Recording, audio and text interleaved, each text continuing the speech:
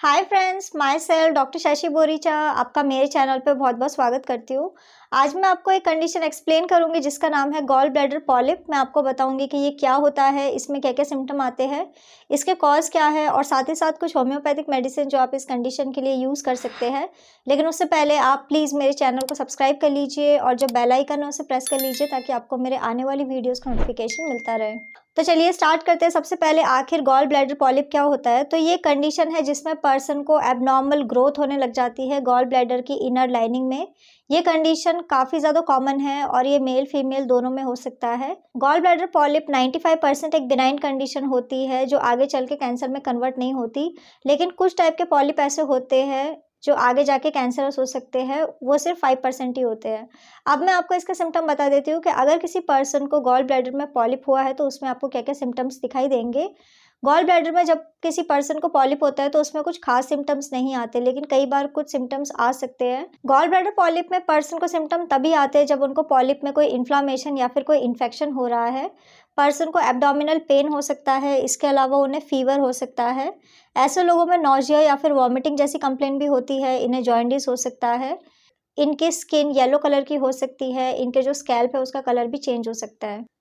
अब मैं आपको इसका कॉज़ बता देती हूँ कि आखिर क्या रीज़न है किसी पर्सन को गॉल ब्लैडर में पॉलिप होने का। तो अब तक इसका कोई भी एग्ज़ैक्ट कॉज़ नहीं पता कि आखिर ये डिज़ीज़ क्यों होता है। लेकिन कई सारी बीमारियों से ये एसोसिएटेड होता है, जैसे कि अगर किसी पर्सन को गॉल ब्लैडर से रिलेटेड कोई और बीमारी है, तो उनको इन फ्यूचर पॉलिप हो सकता है। जैसे कि अगर किसी पर्सन को गॉल ब्लैडर में इन्फ्लामेशन हुई थी या फिर अगर किसी पर्सन को गॉल स्टोन की कंप्लेन है, तो ऐसे लोगों में भी पॉलिप फॉर्म हो सकता है। इसके अलावा अगर किसी पर्सन को लिवर में इन्फेक्शन हुआ था, हेपेटाइटिस बी हुआ था या फिर अगर किसी पर्सन की बॉडी में कोलेस्ट्रॉल का लेवल ज़्यादा है, तो ऐसे लोगों को पॉलिप हो सकता है।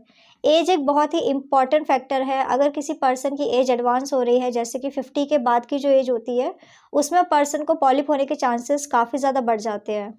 अब मैं आपको कुछ होम्योपैथिक मेडिसिन बता देती हूँ जो आप इस कंडीशन के लिए यूज़ कर सकते हैं। तो मेडिसिन जैसे कि आप चैलिडोनियम 30 मेडिसिन का यूज़ कर सकते हैं, आप लाइकोपोडियम 30 मेडिसिन या फिर आप कैलकेरिया कार्ब 30 मेडिसिन का यूज़ कर सकते हैं। ये सारी की सारी मेडिसिन आपको 4-4 ड्रॉप दिन में 2 बार डायरेक्ट अपने टंग के ऊपर यूज़ करना होगा।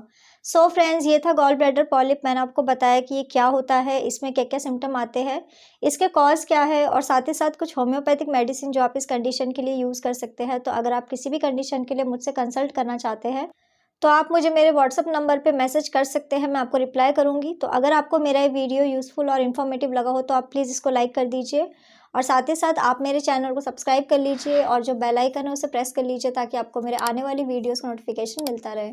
तो आज के लिए बस इतना ही। Thank you.